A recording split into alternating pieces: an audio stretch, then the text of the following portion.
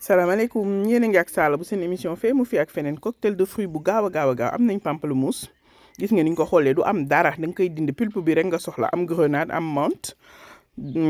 daal di am aussi grenadine sirop grenadine bu ko defee am nañu aussi ay glaçons pour que suñu cocktail sedd guy lu ngay def mooy ñëw jël pamplemousse bi mixé ko soo ko mixé ba mu nooy nepp nga daal di koy def ci sa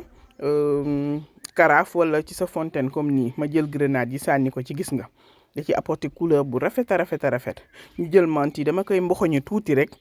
mu bàyyi saveur yi xetam rek ma daal di ko ciy def jël glaçon bu doy nag daal di ciy sotti jëlal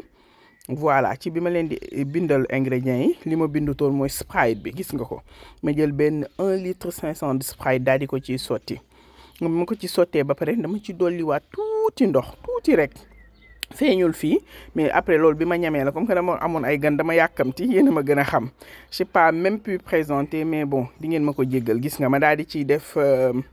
sirop bi voilà dafa nekk loo xam maa ngi ko doon def je voulais juste le partager avec vous donc gis nga defuma ko mu ordonné mais bon mi ngi noonu ma daal di yëngal ba mu homogène voilà teg sa verre yu civilisé daal di présenter merci d'avoir suivi bu leen fàtte abonné aimer partager